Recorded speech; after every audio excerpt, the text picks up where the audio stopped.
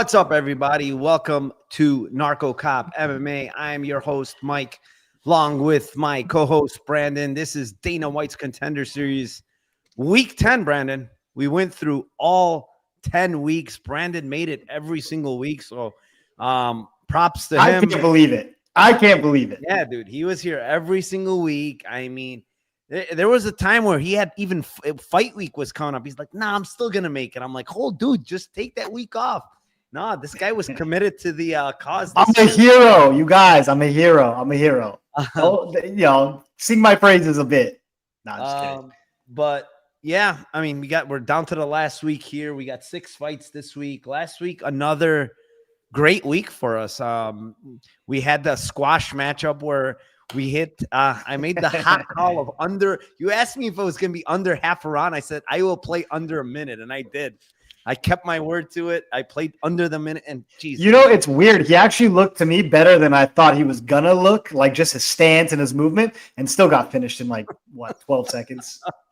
Yeah, I mean, UFC knows. I feel like they're doing more of this year more than any other year. Don't you feel like that? Like some early matchups too. Yeah, I totally agree. They know who they want. Honestly, they're handpicking. Like, even look at the UFC this weekend, there's a lot of people making their debuts that didn't have to go through Contender Series. I think more and more the UFC is just like, yo, we want this person, so we're either going to give them an easy fight to guarantee it, or we're just going to sign them straight to the promotion. Yeah. Yeah, I mean, I kind of wonder if this is going to be one of the last years of Contender Series, because now they're just signing everybody. So, did you hear Dana's press conference? No way. He says his favorite thing about all of the UFC stuff is Dana White's Contender Series. He goes, he looks forward to it every year. He actually wants to make it a year-long thing, which would be fucking insane. Like, where are you going to get people to fight every week for a year? Right now, there's so many fighters that are out of work that are looking for. But you know what I think he's trying to do, in my opinion? He is trying to, the guys that make big money, he's trying to get them out of there. And by getting more fights on Dana White's, he's going to have more chances to sign people. And obviously they're going to be a lot cheaper and get those guys that are like, you know, been there forever, making a shit ton of money. I think it's a money thing, honestly, now. I don't know. And you know what's crazy too is I think the talent is so much better at the lower levels now. Like these guys are better than the guys who are making a ton of money. Yeah, I mean, yeah, they're 100%. Like, dude, did you watch LFA? I have to talk about this. Did you watch that kid from LFA this past weekend? Oh, yeah, he was unbelievable. Humphrey. Jesus Christ, this guy's a freak, dude. Like, absolute fucking freak. Like, this reminds me of somebody on this card, but yeah, he's a freak. I'm surprised I mean, he doesn't have many fights. I'm surprised the UFC didn't give this guy a chance. Like, he would probably run over somebody in Dana White's Contender. He needs 1 or 2 more fights. It's my opinion. In that fight, he did a couple of things that were like not right. Right? Didn't he get mounted or something? And he made a couple mistakes. Yeah, I just need 1 or 2 more. Was terrible though. I don't think that guy he fought was very, very bad. I think he was actually pretty good. But the way he got mounted for like, I don't know, 3 seconds, and he powered his way out of it, and then it was over shortly thereafter. That guy's physicality, punching power, his awareness, his calmness, like that dude is going to be a star. But I think he just needs 2 more regional. The thing is, you just don't want to rush these people too quickly. You don't want to put them in too fast. I want to say one more thing. Did you see the video where him and Danny Barlow got into it? No. So he fights Danny Barlow's teammate in one of the fights. I don't remember which one, like an earlier one. It could have been amateur even. I'm not sure. And he gets out of the ring after he beat the guy up like really bad. And then Barlow goes, keep it up, man. Keep working on these things or something. He told him to keep working on something. And this guy got offended. He goes like, what? Why are you telling me to work on something? I just killed your girl. So he was offended by it. You know, he's like, oh, I know he's like, no, I was giving you a compliment. He goes, no, you were trying to be smart with me. You know, like it was funny. It was just interaction with them too. But hey, to be honest, I pick Humphrey there. I love Humphrey, man. I when I taped him, I love the kid. I'm like, damn, this guy's gonna be a star. He's just green, you know. He's green. Yeah. What's up, Mushroom in the house? Azure also. Sam, what's up, Narco? Started following after you joined Wheezy's chat a while back. Really enjoyed your DWS series predictions you've been doing. Thank you, and Brandon for all the work. Appreciate you, my man. DA07, what's up? Half the battle. Dan is in the house. Smash the like button. Thank you, Dan. Appreciate you. Go over to his channel. Always smash that like on his videos. He does some awesome content. And look, Humphrey's our next one up, he said, along with Christian. I told you, Dan, I love Humphrey way more than Christian Turner. I like Christian Turner, though. Dan, I called Christian Turner in that last fight. Everybody was loving some Joey Hart, and I said, I think Christian Turner's the one, man. I think he's good. Yeah. I mean, he's long, he's big, he's a good striker. He could do His it all. arms are also long. Yeah. He could do it all. All right, Brandon, let's start out here. We got 6 fights. This is our last week, brother. Let's make it huge. You guys don't be sad that it's over. Just be happy that it happened. I actually, one of my favorite betting weeks this week, believe it or not. I think this is a great week. It just happened to be like this for me. I don't know. By the way, I want everybody to know, me and Brandon do not talk about any of these fights. So if we agree or we disagree, it's just based off us, whatever we did, our tape. Like we don't talk about these fights hardly ever. Holy shit. I came in to do the podcast today, earlier today with Santino, and I don't think we agreed on a single fight. Not one. And Tino and I talk every day. Yeah. Oh, wow. I think this guy's off. His CTE is officially cracked him. Jesus Christ. There's like minus 500s and 300s. You guys didn't agree on any of these? Like a couple, like 2. Wow. Wow. All right. That's going to be a fun one next week then, I guess. All right. First fight of the night. It's a returning fighter for the Dana White's Contender Series. It is the 29-year-old Wes Schultz, 6 foot, 76-inch reach. He's 7-2 versus the newcomer, the 27-year-old Mario Mingaj, 6'4". I have no idea what his reach is. It's pretty long though. 7-0. You want to kick us off here, Brandon? We got Wes Schultz back. They're giving him a second chance.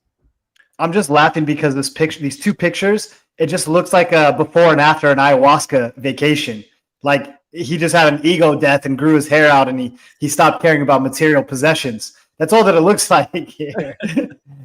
Man, I had to put these pictures for these 2 guys. Like I couldn't give these guys aura. I could not. Is that his Iridium picture? Who? Wes Schultz. No, Schultz. No. I think I got that off. I don't remember. I got it off. No, that's his Iridium picture for sure. Really? For sure. Is it? 100%. I did a Google search and I found like the best picture. I copied and pasted it. That's basically what I did. I think this fight is a complete mess, man. I mean, I think I know where you're going to go with this. You're going to be like Wes Schultz, slam dunk, but I think Wes Schultz and slam dunk in the same sentence is just a nightmare. It's a disaster. I think this guy is not like. I'm trying to be respectful. I'm trying to always be respectful. But even at the end of round 1, hold on, let me pull up his record. Now, one thing I will say is that when it looks like he's about to take the door out, the exit, he is gritty, and he somehow finds a way to scramble on top, to find his way to a decent position. But I think his wrestling is so overrated. In this fight against it was Hamza Salim. I know there was a short notice fight, so trust me, I know all the details. He took it on a couple hours notice. He was out of shape, but I think he was supposed to fight somewhere around that time. So he's supposed to be in decent shape. And he gassed so quickly in that fight. End of round 1, he drops straight down to his knees and just jumps at him. Like, he can't shoot takedowns. I know how bad Mario Mingaj is. I've tried to bet against him. Actually, my first bet against him was with Quadrum Palata. And I was convinced. I was like, dude, this is a slam dunk. And it looked fine brutal. For a while. That was brutal. Yeah. I mean, it's hard because I do like Mario's gym. I like that Aurora gym. I think they're getting better and they're developing okay fighters and good fighters, especially for the region. Wes Schultz at Chalk, I think, is just a nightmare, bad decision. But stylistically, Mario jumps guard. There's not really an excuse for that. He's very, very, very confident in his guard, and I don't really see him submitting Wes Schultz off his back. So, gun to my head, if I had to pick a winner, I'm going to go Wes Schultz. But I would keep an eye on the live line here because Schultz fades badly, man. Especially when guys are dangerous, and I do think if Mario has anything, he is dangerous on the feet, big hands. He's a lot taller. He's going to present a little bit of a danger. But the issue is he's just so willing to be on his back, and Schultz will eventually kind of get him there. So I hate to pick Schultz. I'm picking Schultz. Not confident. Don't love it. Yeah. So I went into this fight. I kind of vaguely remembered Mario from Cage Warriors, but I wasn't 100% sure. I'm like, well, he's 7-0. He's an Aurora guy. But then when I went into it a little more, apparently he left the Aurora team He's with some other team, Pompeo something in Italy. He's not with Aurora anymore, apparently. But you know, I know Wes Schultz, like from LFA, from this Contender Series fight. We've seen him everywhere, and he usually wins in the first round against cans, and it's frustrating. What I will say about Schultz is I do think they can easily, even though his wrestling is not good, like you said, and this guy was supposedly a D1 wrestler. I have no idea how. No, not D1. He was, I think he was like a junior college runner-up or national champion or something. He had some like good accolades as a wrestler, right? Like you're supposed to be actually good. Yeah. I don't really like his wrestling. When I'm watching his tape, it's just not it's very awful. good. Right? It's the worst. But he is, for his credit, he is getting people down somehow, some way. He even got Mansour down. I don't know if you saw that. I couldn't believe it. He got fucking Mansour down. So the thing is, Augusta Wynn can take this Mario guy down. His takedown defense is atrocious. But I will say he's got very long limbs, very, very freaking long limbs. And he's very like, okay, maybe he's not beating like these good guys, but he seems to always fucking get a triangle on these people. I don't know how. I mean, maybe he has big hands. He's like grabbing the fucking wrist and they can't fucking move and he's getting his legs up there. I don't know. But somehow, some way, he always looks like he's on his way to losing. And he gets a triangle, and he gets a triangle over and over again. Like even this old guy, this last guy, the guy's like Zura. Like, dude, the guy looked like he was 50 years old. I'm not lying. He was like Alexei Oleinik, but a small version. Correct. He easily took down Mario. He's on top, and then Mario does his thing with the triangle. Like he gets him with the triangle again. So it's like he's honestly, even you know which one is the one that was more eye opening than all. It's this Nikola Zlateyev guy. He's awful, bro. That guy is so bad. He's such a he gets finished by everybody, this dude. And somehow, some way, he made it 3 rounds against Mario, and even won round 3 against him. Like he took him down. He's on top. I'm like, what the hell is going on? So it's like I'm telling you right now, Mario's sub or bust off his back. By the way, when he's on top, he literally doesn't know what to do.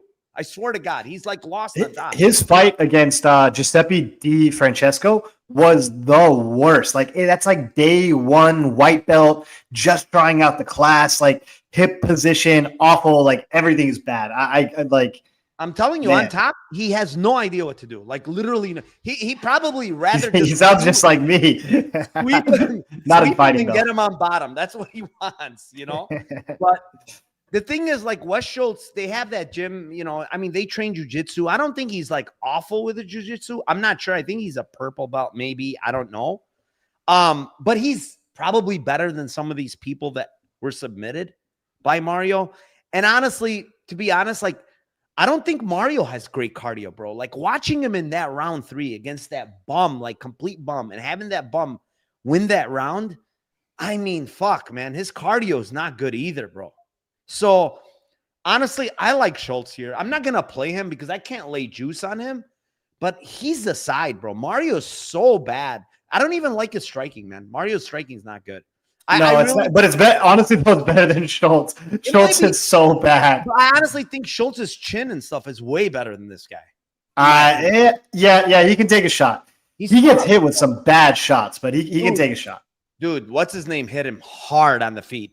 Mansour. That guy hits like a truck, and he took some of those shots. Hamza Salim, if you go back and watch that fight, I know he is. He head kicked Schultz. Hamza's balding like I am, but go ahead. I thought it was you. I was like, man, you didn't tell me you used to scrap. What's going on?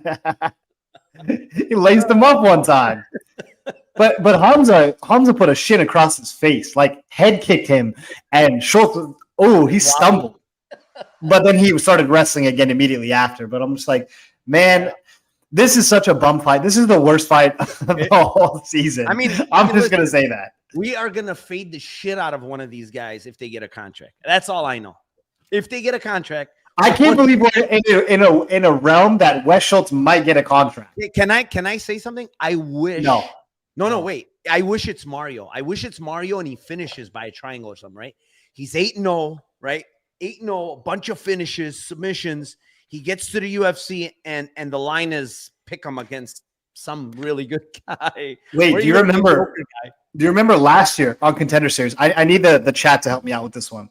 There was this Brazilian guy, super tall Brazilian guy. He was an underdog, like Kevin Christian or something.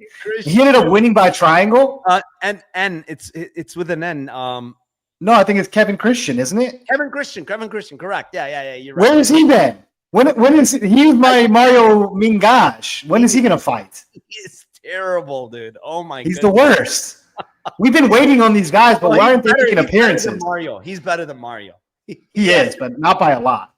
Oh my god. Anyways, the line is -170. Listen, Schultz opened up plus 250. No, Schultz opened up plus 250. I would have bet 5 units on that, honestly. You know what though? I agree with you. I thought this was a different Italian. There's another Italian that's got a very similar name that's really fucking good. Like, he's very dynamic on the feet. His takedown defense isn't the best, but he does get up sometimes. I thought it was a different Italian. That dude would have bust him up. Yeah, I mean, Wes Schultz not like he's a regional, okay. Oh, we have Kevin Christian fight news. Can we put that up on the screen? Kevin, oh my god, he's fighting Billy Elicana. Elicana's my boy too. Elicana legit is my boy. Can we at least get like a playable line? Like I would love a playable line right there. Playable. Wait, but who wins that fight? They're both like Elicana wins easily versus Kevin. For real? It's awful, bro. This guy's awful. He was getting fucking destroyed before the triangle. Who did he fight again? Sneaky. Wait, who did he fight again? I don't even know. I can't remember who he fought, but he was getting killed, bro, before he got the triangle, and he gassed so bad. I mean, dude, hey, listen, Rico Talley, friend of mine, friend of the show. I respect him a lot. I always pick against his gym, the Pura Vida gym. I always pick against them, and a lot of times they surprise me. I just don't like Wes. Everybody else, Cortavius, I think is sick. Montel, I think is awesome. Rico, you're sick. Dude, I just don't like Wes, man. Montel shit the bed this past week. Well, I mean, it was a step up. It was a step up, man. You trusted a black man to grapple. That's on you. Yeah, I mean, I couldn't believe, like, we kind of got close to the submission for Figueiredo, but 1,300 on Figueiredo's submission was crazy.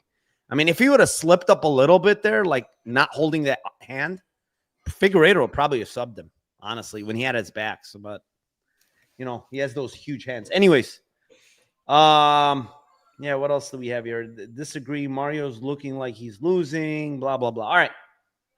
Fight number 2. It is in the heavyweight division. It is the 23-year-old Jovan Leka, 6'5", 79-inch reach. He is 10-2 versus the 31-year-old Azamat Nuftillaev, 6'1", 74-inch reach, and a 17-1-1 record. I will kick this one off. Nuftillaev looks like a fraud. I'm sorry. Like 17-1-1.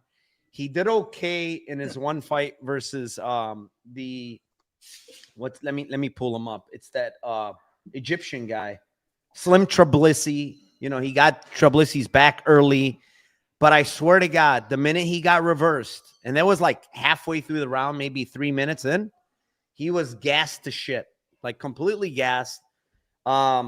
Then round 2, he got destroyed. And then I'm watching him against Edivin Santos, 17-2. Oh, you mean that fixed fight that they did? Dude, did you see that? That had to be where all of a sudden he just like bridges over and ends up on top and wins randomly. No, did you see before what happened?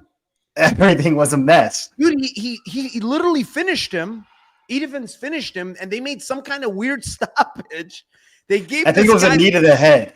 Yeah, but he had like on the mat. I swear to God, Nuftillaev was out. He was literally out. And I'm like, what the fuck just happened? Why are they letting this fight go? And then he somehow wakes up and he knees him, and then they give him this long ass break. It was definitely fixed fight. I mean, he was getting his ass kicked in that fight by this guy. Almost all of the fights on his record are fixed. Like even this El Bayev guy. Tell me how El Bayev's won 11 fights. Tell me how. Tell me how it's possible. Have you ever watched that Octagon? They are so. I refuse because I see this stuff. It's so shady. But like he's fighting like the literal cans, that they found possible. And honestly, the other thing with this guy is he's kind of like, yeah, he's a little bit thick, but he's small. Like for heavyweight, I feel like he's a little bit small. And this guy, Jovan, is huge, bro. Like, did you see him at face-offs? It's fucking towering over this guy. And I've heard a lot of takes on Jovan, like terrible takedown defense. I disagree. I don't think it's. Wait, who's saying that? They're not even watching the film. Everywhere. I've heard everywhere saying it's got terrible takedown defense. I disagree with it. I think his takedown defense is actually pretty good. You know, he's doing the right things, whizzering, underhooks. I feel like as he gets tired, he starts getting a little sloppy. He gets taken. And his biggest issue, in my opinion, is when he gets flat. And that's for a lot of heavyweights, bro. Once you flatten out a heavyweight, it's fucking hard for these guys to get up when you got 260 pounds on top of you, you know? So, but like the guy is 23. He's a lot cleaner on the feet. He kicks. He has decent kicks. You know, the one thing with him is I think his volume is very low, which I don't like. But I think his chin is actually really good from watching some of these guys clock him. Like his chin looks really good. And his cardio, he's been 5 rounds at least, bro. Like this guy, you know what would happen to Azamat if he went 5 rounds? He'd have a heart attack. In the ring. They would wheel him off. Yeah. So we don't need to keep this as a long breakdown. Leka's going to kill him. He's a dog. I have not played him yet. I don't know why he's a dog. I was thinking, in my opinion, I think he's a better live spot than Pre. Why? He's going to smash him. Just in case he gets taken down early. Because no. Well, I'll tell you why. Nuftillaev will sell out for a take. He'll probably get it early. I'm telling you. He'll sell out. It literally doesn't even, but the issue is that he's not going to get it, and then you're going to lose the line. Because look at this. You might be right. You might be right. Gennady Zorzavlanyani won. Gennady Zorzavlanyani. I nailed that pronunciation. Nailed it. I don't even know who you're talking about. Are you tracking with me? Are we looking at Leka or the other dude? Gennady Zorzavlanyani. Holy fuck. All right, whatever. Yes. I mean, I said it as clear as possible. Gennady Zorzavlanyani. The Georgian. Just say the fucking Georgian. Come on, I like to call people by their name. They're not just objects to me, Narco. Come on. The Georgian wrestler. Yeah. Go ahead. You know, we have someone. Dan is from Georgia. He's watching the podcast also, so we have to show some respect. Okay. Yeah. That's not everyone from Georgia is the same. Different part of the region of Georgia, but yes, go ahead. He's from the Atlanta region. Yeah. Anyways, that dude is a way better wrestler. That dude is like a good wrestler, and he's huge. He's 6'4", and he defended the takedowns and did just fine. Actually, what was kind of cool is he tried to backtrip him, and Jovan floated his hips, which I've never seen from a 6'5" heavyweight. That was amazing. And then, I mean, really the fight that you had to watch was Anton Vinnikov. Anton Vinnikov is really good. Like, the dude is 6'5". He's 6'6". He's even taller. He can really wrestle. He can cage wrestle. He's got traditional trips. Like, that guy is actually really good. And Jovan got taken down, and he stood up immediately, like right away. I think one stand-up against Azamat, he is fucked. This guy also, in his last fight against the Georgian, he put on such crazy volume. The dude quit. They threw in the towel. Like, he just beat the shit out of him. I can't believe that Leka is a dog. I think he's the best spot on the entire card. Honestly, I think he should be a pretty decent sized favorite here. What are you? You're selling me. You're selling me 100%. I mean, what does Azamat even do from the top? He's fighting cans that don't fight back, and one stand up, he's in some big trouble. Big trouble. Yeah. Jovan's going to be way bigger than him too, dude. Like that's the other thing. What made me think twice. Like, I'm like, even if he like clinches him up against the fence, how is he going to take this dude down? Like, he's a monster, bro. Like, he's huge. Yeah, he's taking down short, fat heavyweights. Yeah. And both of them are not fighting the greatest guys, but honestly, I would rate Leka's competition a lot higher. I think he's going to smash. I mean, I don't even think it's a close fight. Yeah, I mean, Vinnikov, that was the 5-round fight we're talking about. Like, he went 5 rounds with that guy, you know. And that's Vinnikov is legit good, really good. The other thing I have to mention is look at how many fights this fucking guy has in like 2 years. Leka. They're all since 2022, bro. He's fought 1, 2, 3, 4, 5, 6, 7, 8. All 12 of his fights are in fucking 3 years. He beat Zoran Dodd.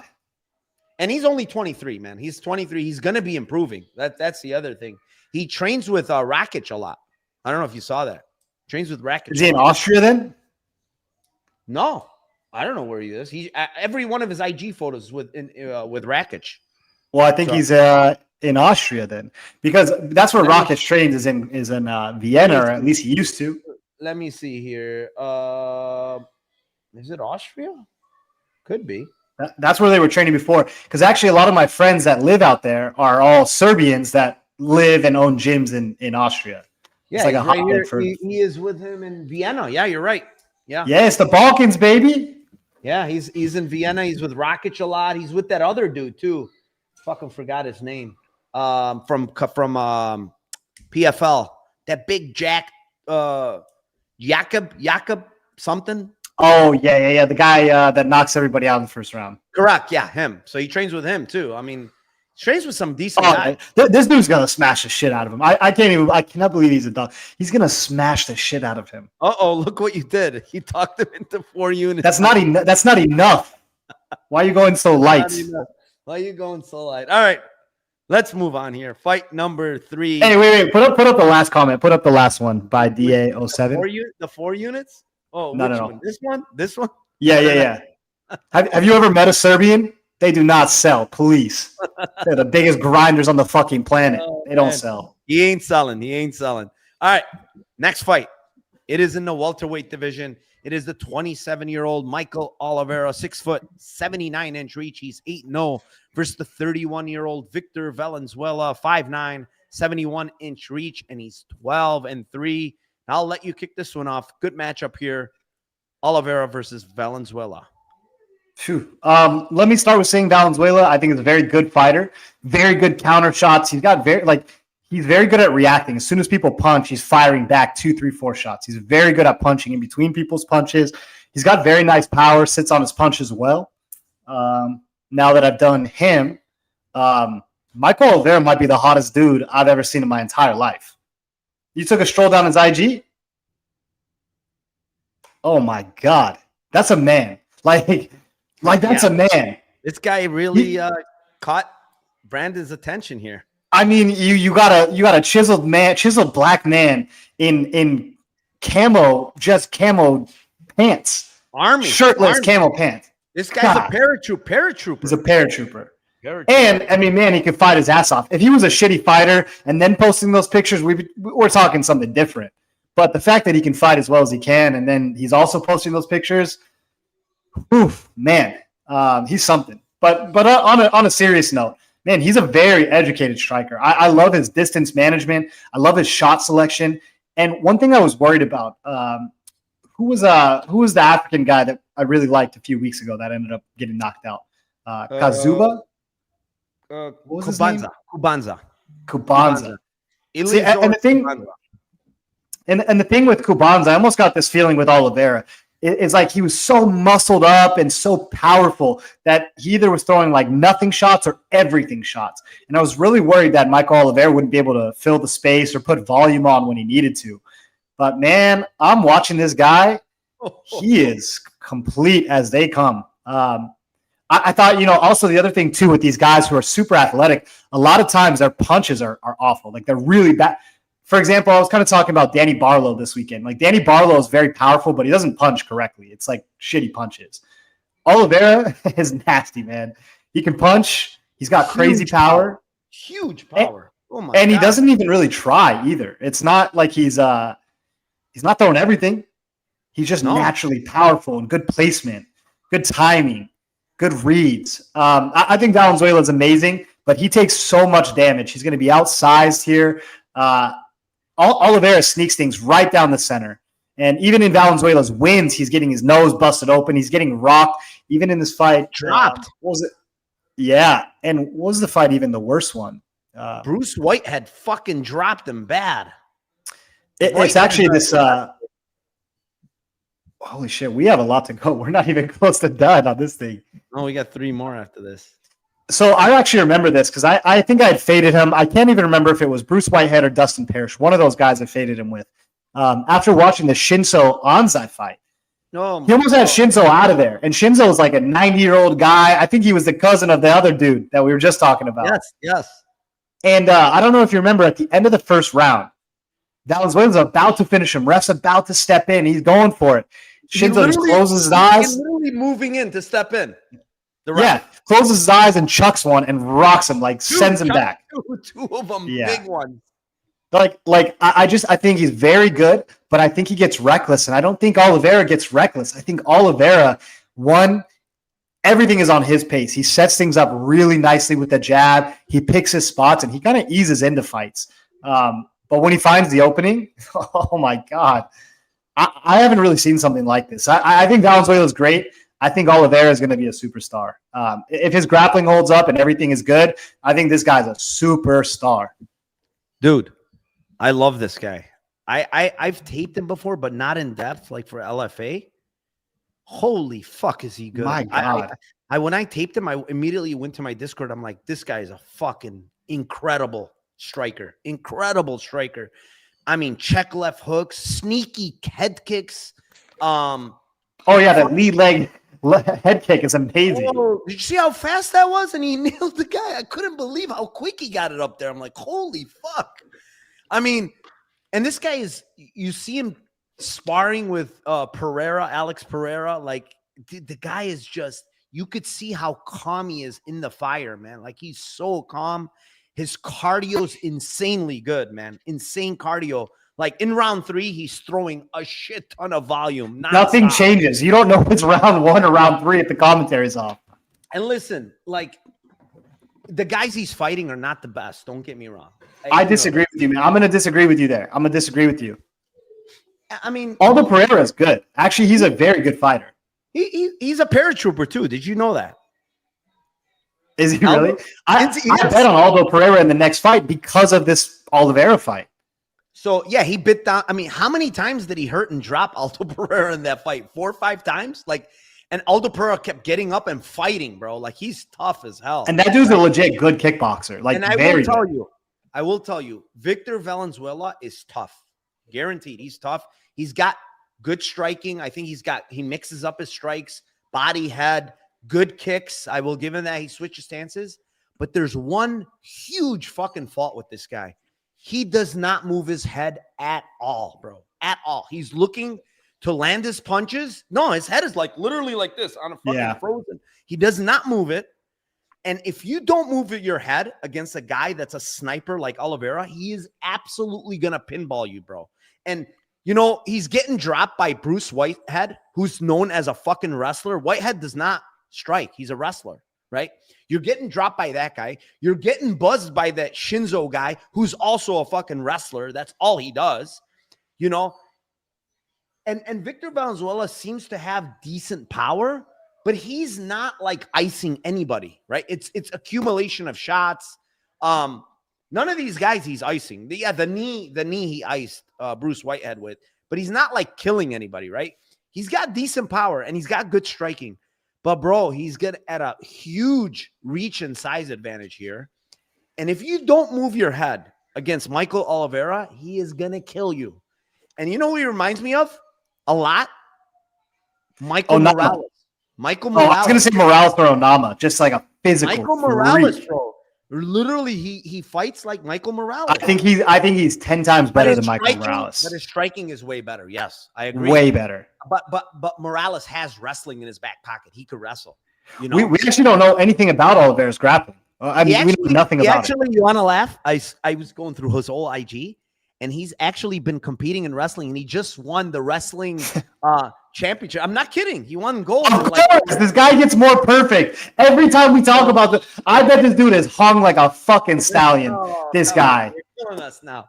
Anyways, this guy is perfect. I love this guy. I think he's a superstar, like you said. I really do. He's making it to the UFC. He's gonna finish Victor Valenzuela, as tough he is.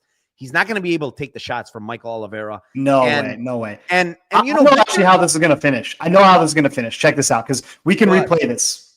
Go ahead. Valenzuela loves to do this thing, right? Because Oliveira always kind of starts with a jab. He paws it out there.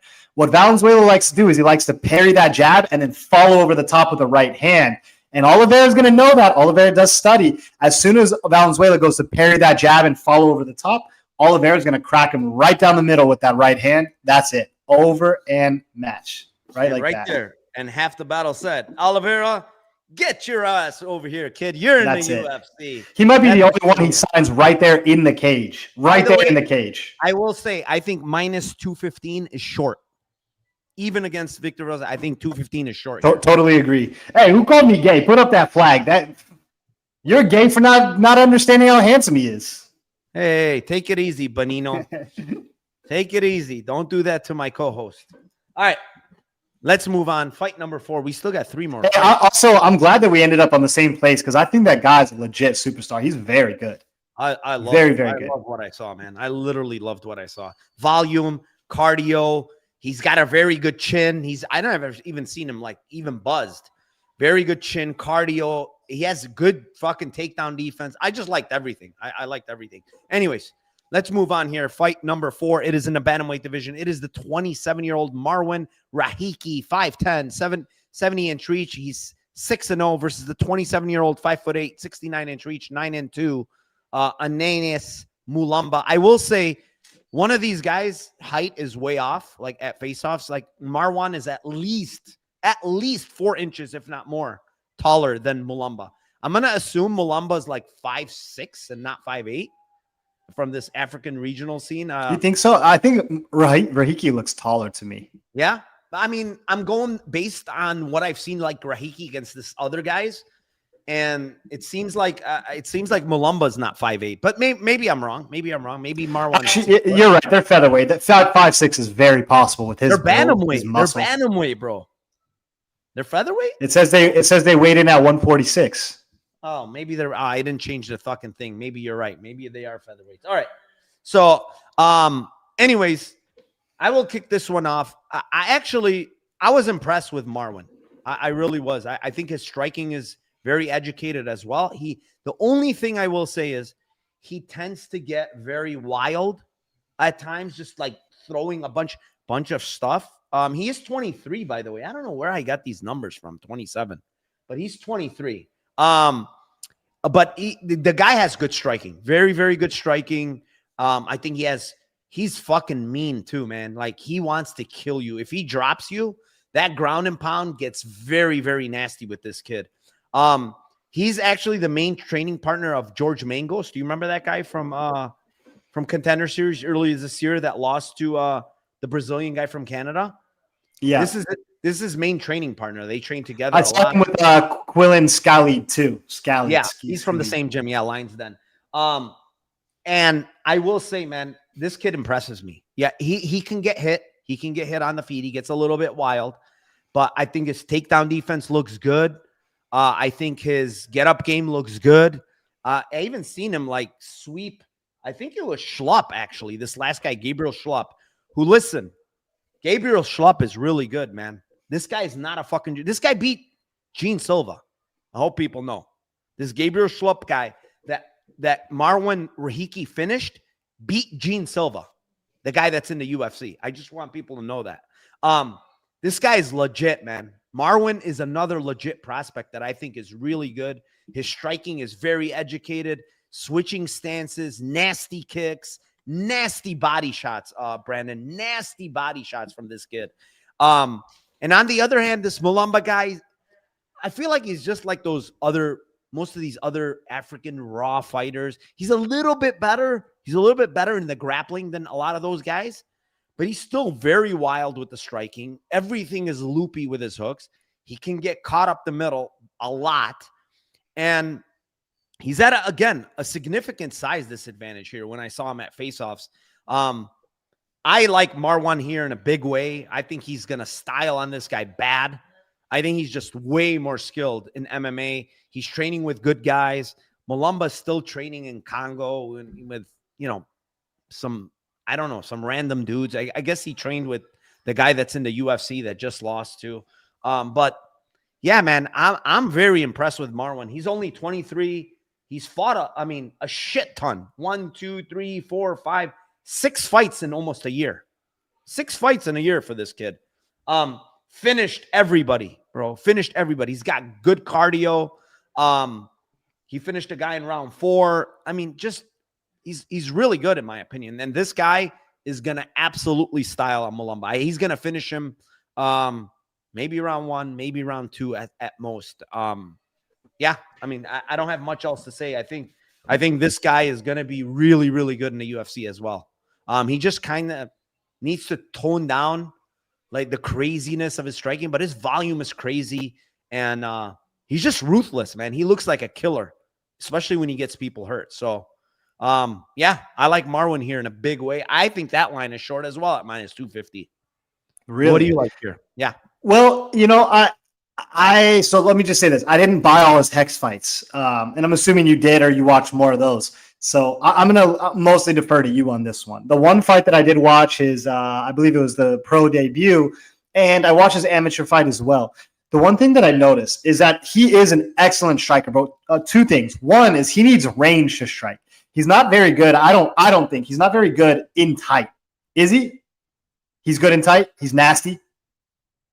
Nasty body shots, bro. Nasty body shots. No, I know his body shots are nice because I can see them from range. But what I mean is the thing that I worry about is this is like a bad matchup stylistically. Because Mulumba just runs forward. And he's all power, all overhands, all just running forward into a power double leg, into just ground and pound on top. Watch the Schultz fight. It's on YouTube. The last one. I'm going to check this one out. That guy that he fought, that Schultz, would destroy this Mulumba guy. Absolutely destroy him. I just think everything stylistic matchup-wise, though, because Rahiki reminds me of who is the British guy, that tall British guy that we both picked earlier this year that just ended up getting run over. He was like super weak. Which guy? He's a tall, lengthy black guy, British guy. Rafael Uchega? Yes. Yeah. Like body-wise, body composition-wise, they remind me a lot of each other.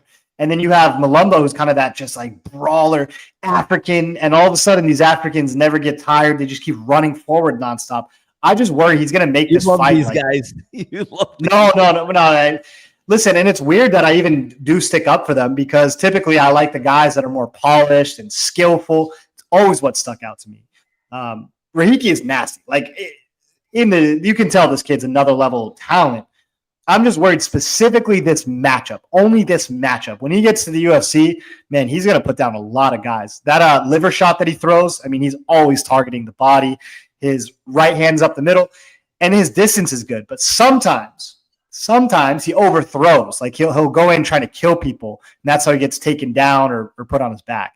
And then he goes up to his knees every time. He has the same stand-ups every single time, and that's what I don't like. I think the kid is dynamic. He's fast. He should win. He's got more skills. But for me personally, I think I'm going to pass here.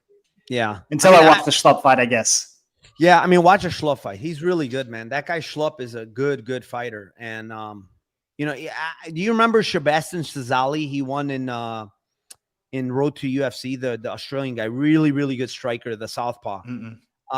He fought like a decent close fight with this Schlupp guy. He beat Schlupp. But it was a competitive, close decision. And Marwan just fucking destroyed Schlupp, man. This guy Schlupp has a win over John Silva years ago. But still, like, just to beat John Silva, you got to be pretty damn good. Yeah, even just on raw ability. Yeah. All right, let's move on here. Fight number 4. It is in the bantamweight division.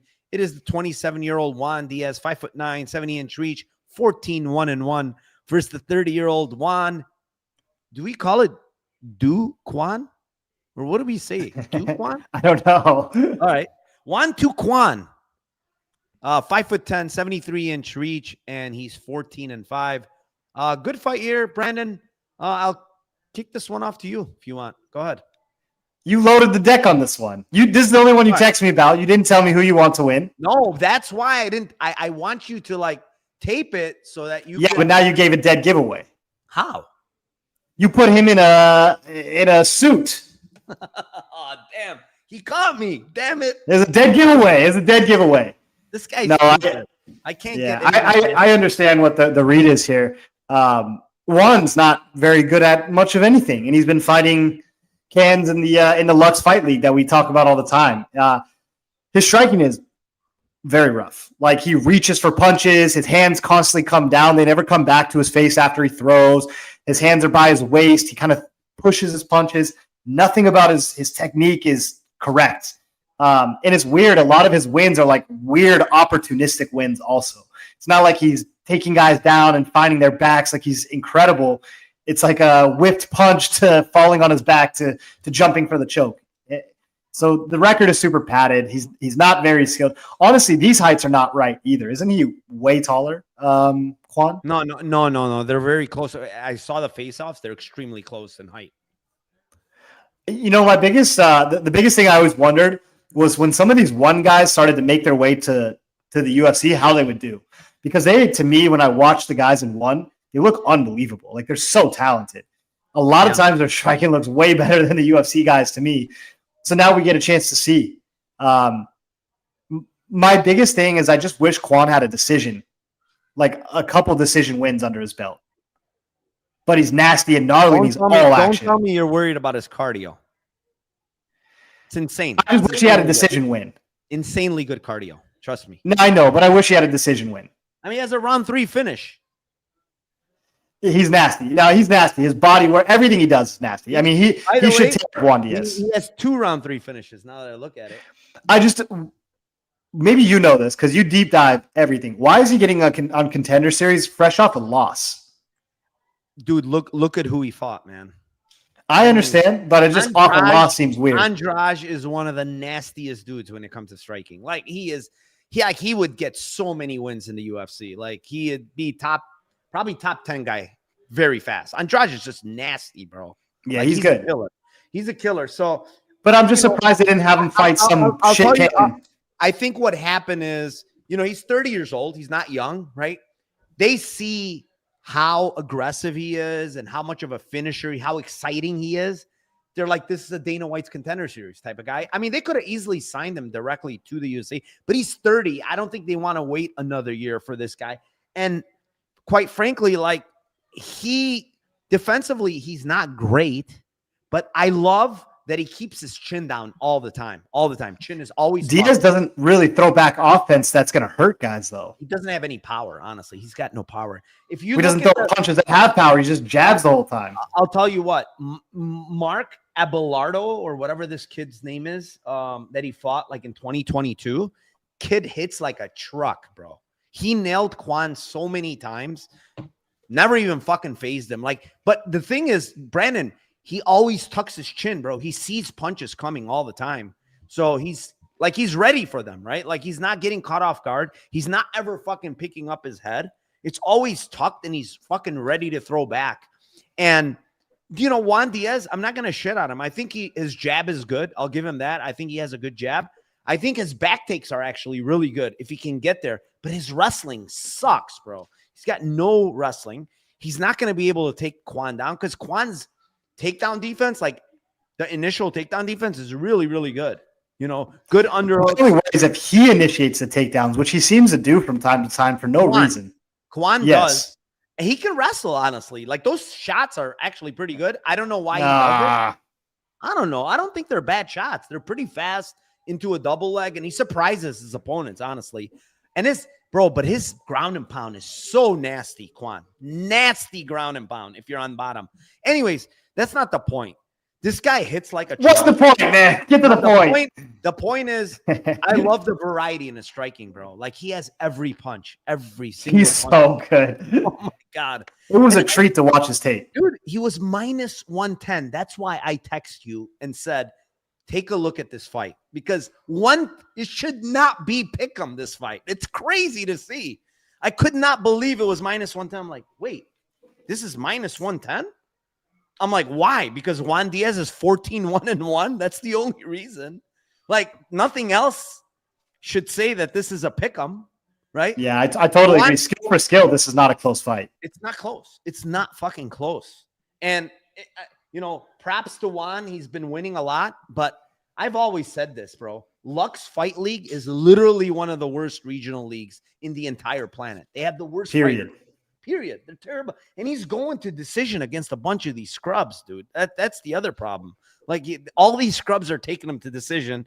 And I'm watching these fights, and they're all striking, Brandon. Most of them are all striking. And I'm like, oh, my God, Kwon is going to do bad things to this poor kid. And the one fight that he finished, I was watching this because I'm looking. I'm like, all right, Luis Guerrero. I know Luis Guerrero. The dude is actually like, he's a nice bare knuckle fighter now. He's a nice karate combat fighter. Like, he's good.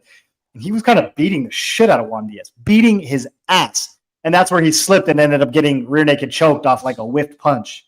Yeah. And that's the thing, like Juan Diaz, like you mentioned, even these chokes that he's getting are like opportunity. He doesn't grapple. He just hardly ever grapples. He can't wrestle for shit.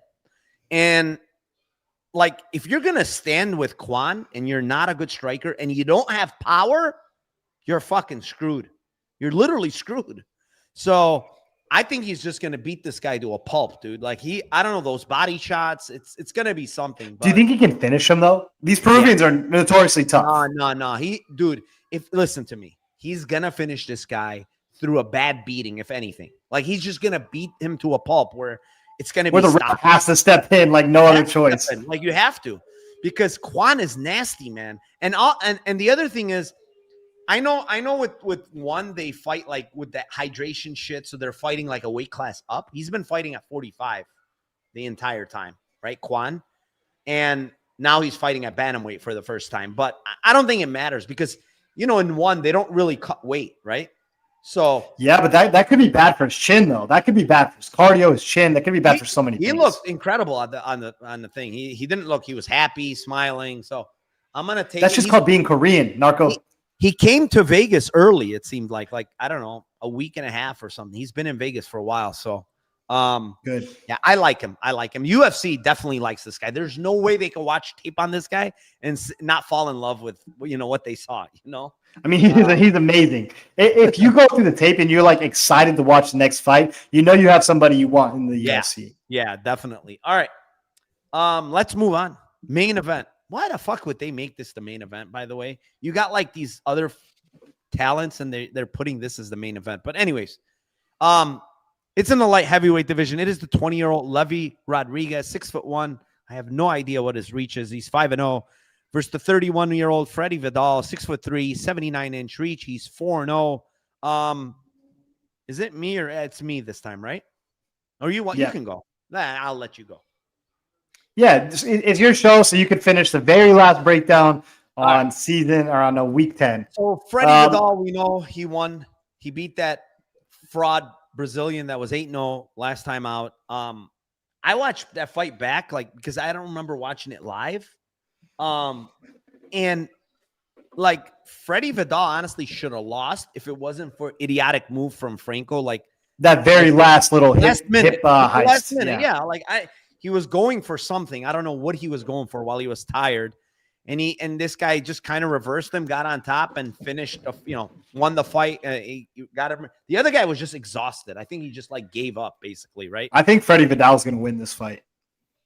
All right, hold on. Let me finish. And then you could say what you want.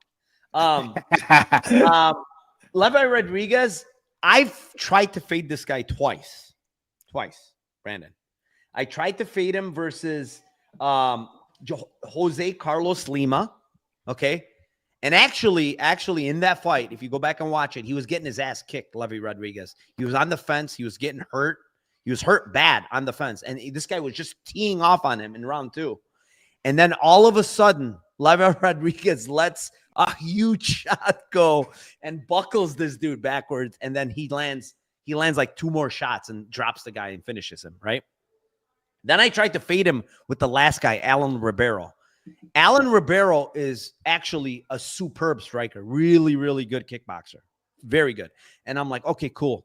I'm fading Rodrigues. This is going to be a kickboxing fight. Ribeiro is the better kickboxer of these two, right? So Ribeiro's doing well. He's winning the fight. He's winning the kickboxing fight. He catches a kick or something, stumbles this guy down, Ribeiro down. He gets on top of Ribeiro. Ribeiro kind of tries to push him off, goes to get up, and then fucking Levi Rodrigues lands a huge right and a left hook behind it along the fence and drops this finishes him. So I've been 0 for 2 trying to fade Levy Rodrigues against strikers. By the way, these guys are strikers. Freddie Vidal is not it, guys. I cannot condone anything with Freddie Vidal. He's a bad striker. He's a bad grappler. The only reason he won last fight is because the other guy was fucking exhausted after 5 minutes. The other guy can't strike for shit, Felipe Franco. Levy Rodrigues is going to kill Freddie Vidal. I'm sorry. He's going to kill Freddie Vidal. Vidal is not UFC material. He's a bot on the feet. Like, he's terrible on the feet, man. Very, very bad. I don't know what his cardio is going to look like. I have to give him some slack for the last fight. Short notice. He did miss by 5 pounds, so he didn't kill himself to cut weight. But, yeah, I mean, I like Levy Rodrigues here, man. They're not putting fucking Freddie Vidal in the main event here. The UFC knows what they're doing. This guy's Brazilian, half Israeli. Is he? Yeah, half Israeli. They know what they're doing here, dude. Levy Rodrigues. I forgot about the Israeli part. He was -1. He's still -140. I honestly don't understand the line. These guys that he's fighting, even though people are, this Leonardo Giannino that he fought and beat, this 4-2-1 guy. Okay. This 4-2-1 guy, it knocked out that guy that you like, that Ryan Gandra, the Brazilian. He knocked him out. Seriously, that's his only loss, that Gandra guy. To this guy, he knocked him out. So, and Levy Rodrigues did bad things to that dude. So, Freddie Vidal is just not good, man. Like, I just think, Narco, it's a completely different fight, though. I understand the grappling aspect. I don't think he's that good of a grappler. I think he's a very good grappler. I think he's a very good grappler. You think his wrestling is good? I think his grappling awareness is very good. I think he did a lot of good things, a lot of good hip heisting in that Franco fight. He's dynamic. That dude is chiseled, jacked. Him and Levi Rodriguez' bodies are completely different. Completely different. Fair. And that guy's a black belt in jiu-jitsu. That's his whole thing. Fake. Okay, well, if he's a fake black belt in jiu-jitsu, what would you call Levi, who just got his blue belt 43 weeks ago? A blue belt. He's a blue belt. A real blue belt, yes. He's a real all I'm saying is, I'm not going to plant my flag for Freddie Vidal at all. I'm not going to go out and, this be my final fucking words of Contender Series as Freddie Vidal. That's not what I want. However, he just beat a guy that was a physical specimen from a very notable gym in Brazil that could punch with power, that could grapple. He's a black belt, and he got put on his back, and he got exhausted. We haven't seen Levi Rodriguez grapple for a full round. We saw him grapple for 10 seconds. He's a Muay Thai guy at a Muay Thai gym who just got a blue belt. That Muay Thai gym is very good. You know who's out of that gym? Who? The guy in the UFC, that kid that fought Rob Font on short notice. What's his name? Matsumoto, same gym, inside Muay Thai. They're from the same gym. All right. Well, Matsumoto can grapple. This dude is a blue belt, and I'm watching him do anacondas on Instagram, and I'm like, come on. Dude, Freddie Vidal's bigger. He does keep a high guard, so he's going to stop some of the bombs. My other issue, too, is when he fought, where was the longest fight he had? The Johnny Pereira one. It was in the Fighting Nerds gym. It was in the yes. Gym. But he had a 2-year layoff. He came off a 2-year layoff. But he didn't throw with much power in that whole fight. He let Johnny Pereira. Why? You know why? See, you don't know why. I could tell you why. Because he had a horrible fucking hand injury. He had a horrible injury. That's why he was out for 2 years. And he was. I'm assuming if you look at that hand injury, really, really bad surgery. I'm assuming that he was scared to just throw, not to break his hand again. Honestly, well, if he throws so there's two things. One, if he comes out throwing on Vidal and he doesn't kill him, which I'm going to be real. It's very possible, very likely he does kill him. But if he doesn't and he goes all out for the finish, he's in trouble. And if he plays very reserved, like he did in this Johnny Pereira fight, I don't think Freddie Vidal is going to have a tough time cage pushing him, looking for takedowns, getting on top of this blue belt. And then we're talking about a guy with zero grappling on his back that we've never seen before. There's too many questions on his cardio and his grappling, even though he's a big puncher. Freddie knows that too. Freddie's not stupid. That's I don't fair. know. I don't know. I mean, that's all I'm saying. I Too mean, much unknowns. it's fair. I can't watching Freddie Vidal, even in the regionals, like against that Lee guy. How he got fucking buckled by that guy. He got hurt. Like I know he gets hurt every fight. He's not good. But imagine what a story would be. He comes out and beats 2 undefeated Brazilians back to back to earn a contract on the last fight of Contender Series when Dana White said, "Come back, son, another week." But did you take into account that this guy's half Israeli? No, that's the part I didn't. And that's the part that's a big issue, honestly. And I'm being serious because the UFC, they love their Israelis. Yeah. I mean, it's a binary fight, I guess. If it's standing, for sure, Vidal's going to get killed. If he gets it to the ground, yeah, that's where he has his chance, right? We don't know. The thing is, like, we literally don't know about Rodrigues. Like, he could actually have a good get-up game, like, we don't know, honestly. That's the truth.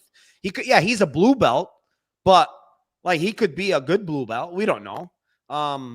But, yeah, I mean, it's going to be rough if he's on his back, I'm pretty sure. Like, if he's on his back, flattened out, it's not going to be a great look for him. He might gas, a lot of things might happen. But on the feet, man, he is going to absolutely cook Vidal. It's going to be bad. And you know one thing, Brandon, Vidal has such a wide stance, bro. Like that lower, like he's tall, he's but square. Yeah. And his front lead leg is absolutely going to get fucking blasted, bro. This guy has good calf kicks. I've seen him. And he is absolutely torched that lead leg if he keeps it like that. You're extremely right. This is a very binary fight. I think one's going to grapple, one's going to strike, and whoever wins. Yeah, I just feel like Vidal is not it, but I have a bet on Rodrigues. I think Rodrigues is the side here, but maybe I'm wrong. We'll see. But I couldn't imagine the UFC watched that first fight. Dana White's. This is what my thinking. They watched that first fight with Vidal, which was sloppy, ugly, like nothing exciting really. Yes, he finished in round 3, right? And Dana gave him a second chance. I can't imagine the UFC saying, let's give this guy another opportunity, put him in the fucking main event on week 10 because he's so exciting and he could finish. No, I think it's because the other guy. But that's just my thinking. It could be, I could be wrong. I could be wrong. Well, the best laid plans of mice and men off to go awry. That's what they say. Yeah. Well, I might be dead wrong here, but all right, I'll go Levi with you as well. It's a past fight for me, but I trust your knowledge. I trust your tape. No, we don't have. You're right. We don't have much tape with the. There's not enough information. To make an opinion. The striking is where I just think and the sloppiness of Vidal. I don't know. He looks very sloppy. Anyways, that's it. All 6 fights, 448 live viewers. Appreciate all of you. Thank you for giving us the support this whole season. Go over to Brandon's channel with Santino DeFranco. I think it's just Santino DeFranco, right? On YouTube. Yep, that's it. Go follow them, give them a like, share, do whatever you need to do. Follow Brandon on all his social media. He can tell you guys the floor is his. Thank you, Brandon, for a great season. We're going to the LFA in a couple of weeks. I'm going to Vegas this week. Vegas bash for me this weekend. A bunch of people from my Discord are going to be out there. It's going to be fun. Yeah, but go ahead. Floor is yours, my friend. Well, I just wanted to thank you first and foremost. I know you had a lot of options, and there's a lot of really good guys in the community that you could have had on the show. So thank you for choosing me, and it was an honor to be a part of this. You and I have gotten a lot closer over the time, so that I'm really grateful for. And man, your audience has been awesome. They've been so supportive. It's been fun to add this to my little Tuesday routine. I'm about to finish up here and go watch some Kill Tony and make some dinner. But thank you guys so much. Really appreciate it. It's been a blast. There you go. All right. Thank you, Brandon. Appreciate everybody. No Lambo Plays podcast this week. I will be in Vegas, like I said. Again, a great season. I thank my co-host, Brandon, for being here every week. And thank you to everybody that joined and, contributed in the chat. Have a great day. And let's cash those tickets for Dana White's Contender Series, week number 10.